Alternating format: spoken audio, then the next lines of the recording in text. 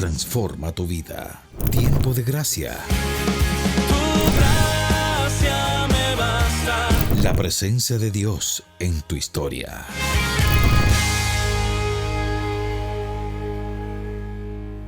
Te damos gracias, Dios Padre, bendito eres, porque nos da siempre tu amor. Cada día nos manifiesta tu presencia, cada día nos comunicas tu gracia. Que tu Espíritu Santo despierte en nosotros la fe, el amor y la alegría por tu palabra. Ven, Espíritu Santo, llena los corazones de tus fieles, enciende en ellos el fuego de tu amor. Envía a tu Espíritu, Señor, y renovarás la paz de la tierra. Dios Padre Todopoderoso, en nombre de nuestro Señor Jesucristo, te pedimos, te suplicamos que envíes el Espíritu Santo a todos nosotros y que esta palabra que hemos escuchado, esta palabra se haga vida, esta palabra que vamos a escuchar se haga vida en nuestros corazones. Amén. Saludo a todas las personas, amigos que están participando de este espacio. Dios los bendiga. Me alegra mucho encontrarme siempre con ustedes para meditar la palabra de Dios, para compartirla, porque en la medida en que nosotros compartimos la palabra, esta misma palabra tiene en nosotros una gracia particular de hacernos crecer en el amor de Dios. Saludo a todas las personas y que el Espíritu Santo nos ayude en este encuentro, en este ejercicio de la lección divina. En este tercer domingo de Pascua, donde vamos a encontrar en la primera lectura tomada de los Hechos de los Apóstoles, capítulo 5, versículos del 27 al 32, 40 y 41, vamos a ver cómo los sumos sacerdotes comienzan a interrogar a los apóstoles, diciéndoles que por qué siguen predicando en el nombre de Jesús, por qué siguen dando esas enseñanzas, y precisamente Pedro, con la autoridad que tiene y con el Espíritu Santo, les replica diciéndole esas transgresiones que ellos habían cometido contra nuestro Señor Jesucristo. Y luego más adelante en el Salmo 29 vamos a escuchar esa proclamación que dice: escucha, Señor, y ten piedad de mí. Señor, socórreme. Cambiaste mi luto en danza. Señor, Dios mío, te daré gracias por siempre, por tantas cosas que ha acontecido en ese momento. Y en la segunda lectura vamos a encontrar del libro del Apocalipsis, capítulo 5, versículos del 11 al 14, donde el apóstol Juan está escuchando de todas las criaturas, tanto del mar, del cielo, lo que hay debajo de la tierra, comienzan a alabar el nombre de nuestro Señor Jesucristo y dice: bendito el que está a la diestra del Padre, a él el poder, la gloria por siempre, y todos responden amén. Muy bien, entonces comenzamos nosotros con la primera lectura que nos señala la prohibición que los sumos sacerdotes le hacen a los apóstoles. No, dice aquí, no os habíamos ordenado formalmente no enseñar en ese nombre. En cambio, habéis llenado Jerusalén con vuestra enseñanza y queréis hacernos responsables de la sangre de ese hombre. Así que los apóstoles están plenamente convencidos que por medio de la predicación Dios actúa. Ellos lo saben por experiencia, lo saben porque nuestro Señor Jesucristo en el Evangelio de Lucas 12:12 les dijo que cuando ellos estuvieran frente a un tribunal, el Espíritu de Dios hablaría a través de ellos. Ellos le escucharon esa palabra a Jesús, pero ahora estaban viviendo la realidad de aquella palabra que Jesús les había comunicado. Escuchemos. El Espíritu Santo les enseñará en aquel momento lo que hay que decir. Ellos se confiaron plenamente y el día de Pentecostés, después que Pedro recibió el Espíritu Santo, inmediatamente dice el capítulo 2 que Pedro comenzó a predicar la palabra de Dios, haciendo alusión hace lectura de todo lo que ha sucedido y iluminado por el Espíritu Santo, proyecta a todas las personas que están escuchando. La predicación de Pedro hizo que se adhirieran 3,000 personas. en un principio. Así nosotros lo podemos ver cuando leemos en el libro de los Hechos de los Apóstoles, en el capítulo 2. ¿Cómo dice la palabra, Efraín? Capítulo 2, versículo 14. Pedro se puso de pie con los 11 y levantando la voz les dirigió la palabra. Y ahí comienza a exhortar a todas esas personas que se encuentran en ese lugar. Está lleno del Espíritu Santo Lleno del y él ha creído en la promesa de Lucas 12:12. Y esto va para todas las personas que están formando parte de las pequeñas comunidades que muchas veces quieren estar reuniéndose y salen de peleas entre ellos, pero no salen a predicar la palabra de Dios porque tienen cobardía, porque tienen miedo y porque todavía no confían plenamente en el Espíritu Santo. Entonces esa mentalidad de esos grupos cerrados, esos grupos, dice el Papa, que ya eso está mandado a recoger. Esos grupos que nada más esperan que les estén enseñando y enseñando y enseñando y reciben, pero no dan absolutamente nada. Están como los discípulos cuando estaban encerrados y estaban trancados hasta que nuestro Señor Jesucristo se manifestó en medio de ellos y les dio el Espíritu Santo y les dijo, salgan de aquí. Esa es la razón por la que el Papa dice, prefiero una iglesia accidentada a que esté encerrada en la sacristía. Esta salida es la que nos hace, nos proporciona, nos despierta el Espíritu Santo. Así es, y luego en el versículo 41 vamos a encontrar, después que Pedro termina la exhortación, dice, los que aceptaron sus palabras se bautizaron y aquel día se incorporaron 3,000 personas. Entonces sabemos que cuando Pedro predica, el Espíritu Santo actúa y esto Pedro lo está experimentando. Antes no lo había experimentado tanto como ahora. Y luego más adelante, en el capítulo 4, versículo 4, entonces se unieron, ahora no solamente 3,000 personas, sino que se unieron 4,000 personas, o 5,000 personas, perdón, dice la palabra 5,000 personas, 4. Muchos de los que oyeron el discurso abrazaron la fe y así la comunidad llegó a unas 5,000 personas. Escuchemos bien, muchos de los que escucharon la predicación de Pedro abrazaron la fe.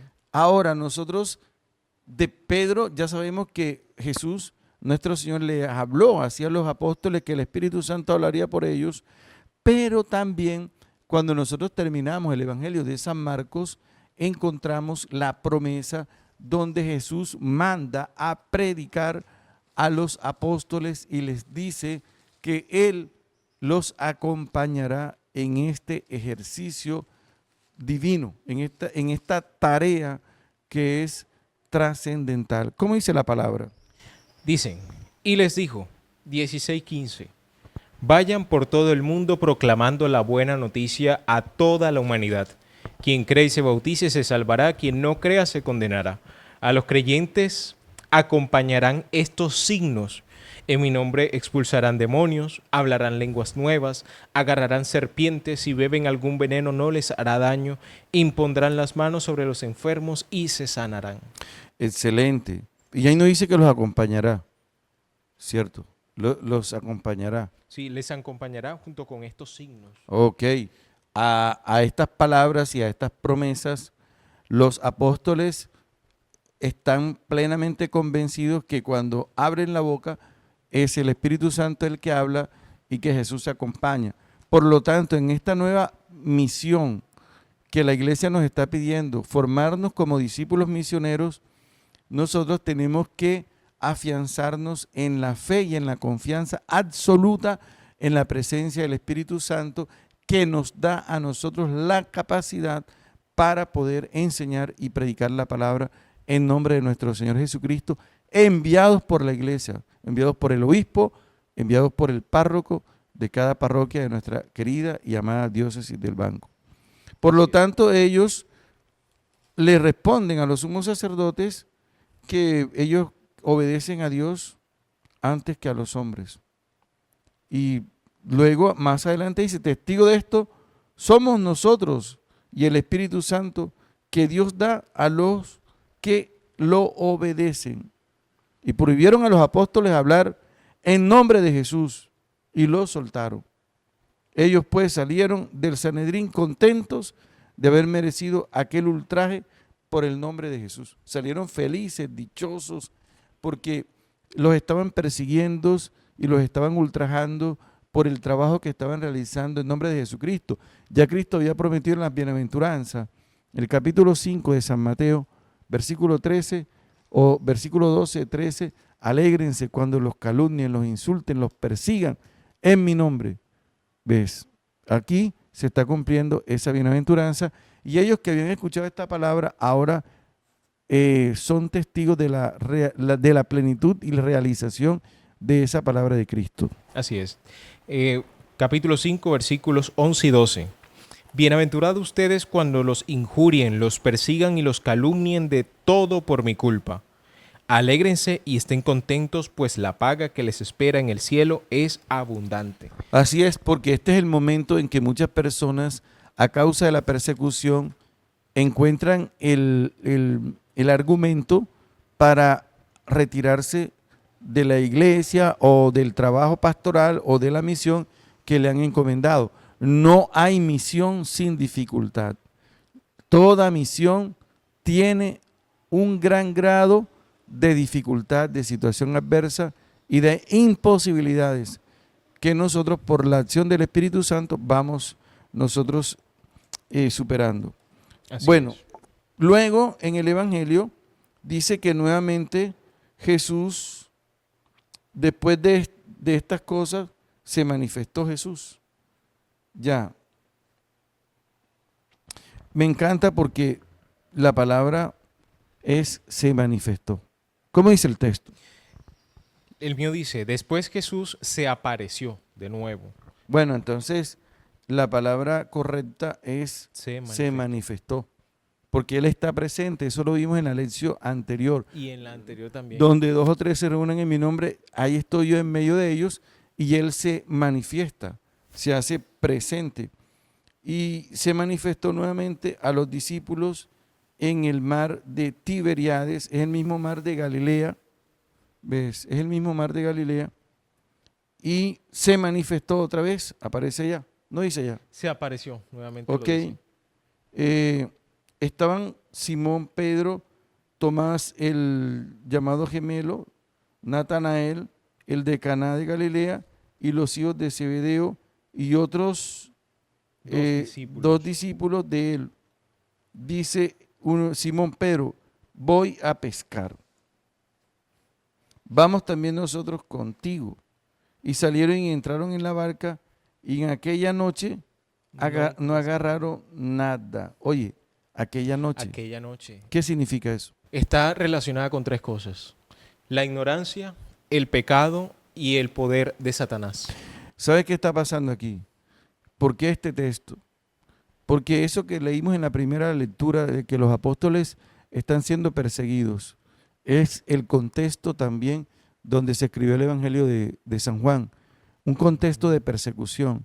Por lo tanto, los discípulos también se vieron tentados de retornar nuevamente a su vida pasada en Galilea sin tener que comprometerse con el anuncio de la predicación, ya que este anuncio traía estas consecuencias negativas. Por lo tanto, ellos dijeron, mejor vamos a regresar a nuestra vida anterior, donde estábamos tranquilos en el lago de Galilea pescando y no teníamos ninguna de estas persecuciones en las cuales están amenazadas nuestras familias con la muerte, porque no eran cualquier persecución. Por lo tanto, ese retorno a ese mar de Galilea significa eso. El querer dar un paso hacia atrás, como que volver a Lo mi vida dieron. pasada. Lo dieron. Los discípulos, lo que pasa es que nosotros leemos los evangelios y creemos que este proceso de comprensión de la resurrección fue inmediato, pero realmente, dice un estudioso que se llama el padre Baena, fueron 3 años de meditación profunda acerca de esta experiencia del Señor resucitado, porque las persecuciones eran muy fuertes. Esto obligó precisamente a los discípulos a retornar a ese lugar a donde habían iniciado el discipulado con Jesús. ¿Y qué dice el Evangelio? Dice, salieron y subieron a la barca aquella noche, no pescaron nada. Al amanecer Jesús estaba en la playa, pero los discípulos no reconocieron que era Jesús.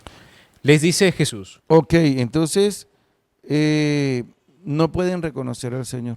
Están incapacitados. ¿Por qué? Yo siento que es por la falta de esperanza, porque dijeron, ya tenemos que volver atrás, esto no sirvió para nada, nos están persiguiendo, quiero salir de esto.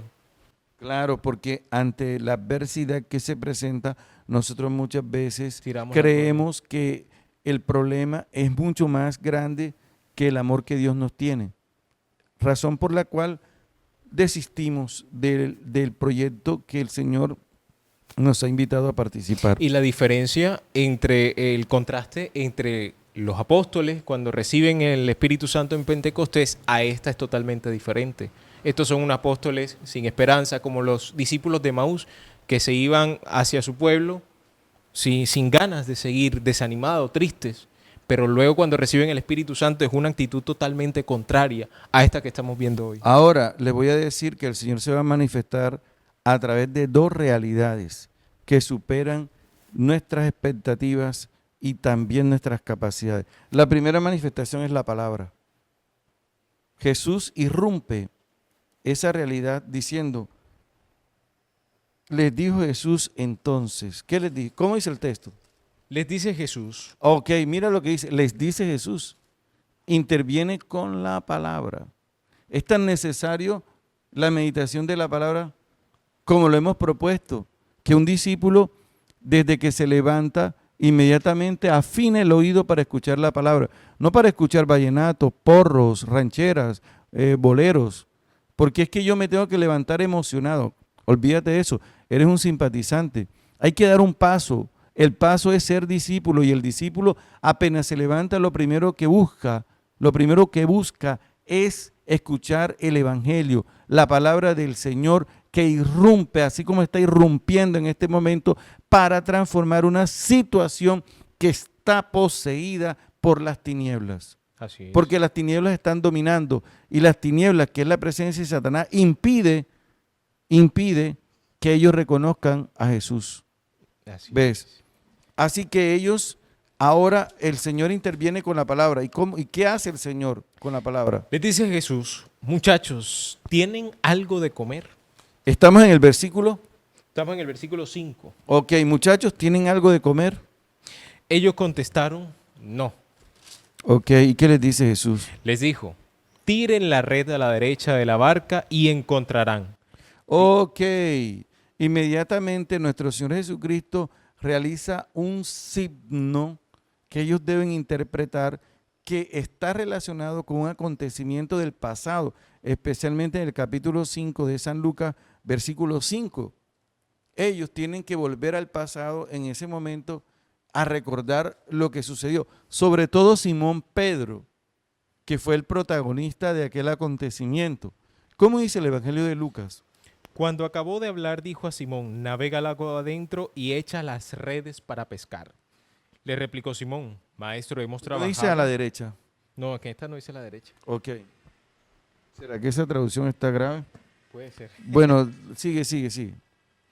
Dice, maestro, hemos trabajado toda la noche y no hemos sacado nada, pero por tu palabra echaré las redes. Entonces fíjate que los apóstoles se fueron al pasado no para recordar estas cosas buenas que hizo el Señor en ellos, sino para querer dejar eso tirado, no anunciar el evangelio. Pero cuando Jesucristo irrumpe con su palabra, los hace ir al pasado y a decir, no veas lo negativo de que tienes que volver a lo que eras antes, sino de que tienes que recordar esas cosas que yo hice contigo y que te van a ti a ayudar a enfrentar lo que es el futuro.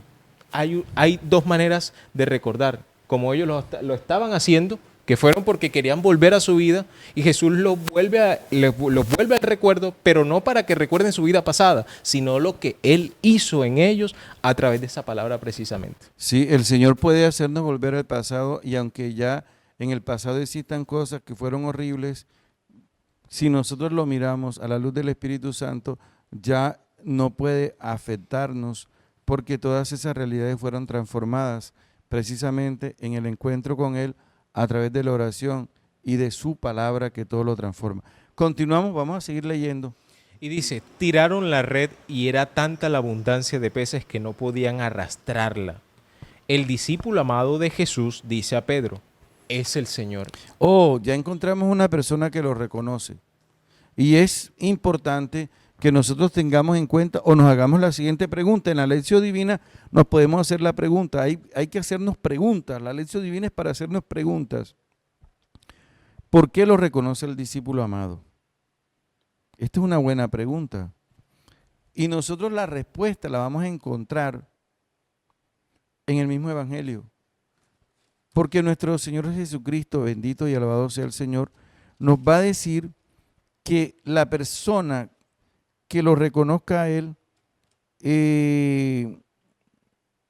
tiene que amarlo. Juan 14, 21.